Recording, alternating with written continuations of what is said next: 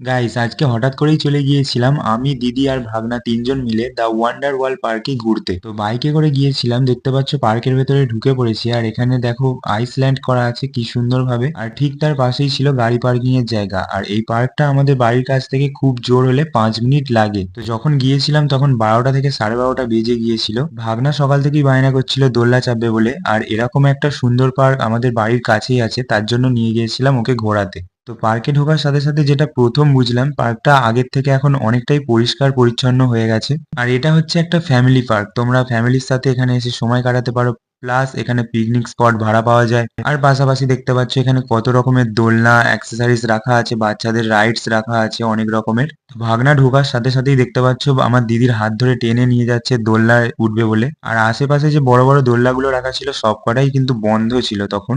আর আমার ভাগনা দেখো যাওয়ার সাথে সাথেই এখানে স্লিপ খাবে বলে সিঁড়ি দিয়ে উঠে পড়েছে একদম গড়গড় করে ওপরে। আর ওঠার সাথে সাথেই দেখতে পাচ্ছ এখানে স্লিপ খেতে শুরু করে দিয়েছে। তো ও তো অনেক এনজয় করছিল ওখানে গিয়ে প্রথম থেকেই। আর এটা পিকনিকের সিজন হয়, পার্কে মোটামুটি ভালোই ভিড় ছিল। আর এই সাইডটা দেখো একটা ফটো তোলার জন্য কি সুন্দর সেকশন করে দিয়েছে আলাদা করে।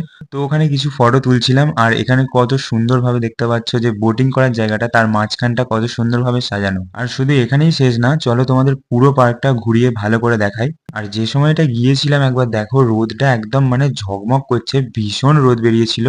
আর তারপরে ভাগনা আবারও বায়না করছিল ওই স্লিপটায় আবার উঠবে বলে, তো আমাকে নিয়ে যাচ্ছিল তারপরে টেনে টেনে দেখো এখানে। তো আমি ওকে নিয়ে যাচ্ছিলাম ওই স্লিপটায় আবার চাপাবো বলে, আর এখানটা তখন ফাঁকাই ছিল তার জন্য।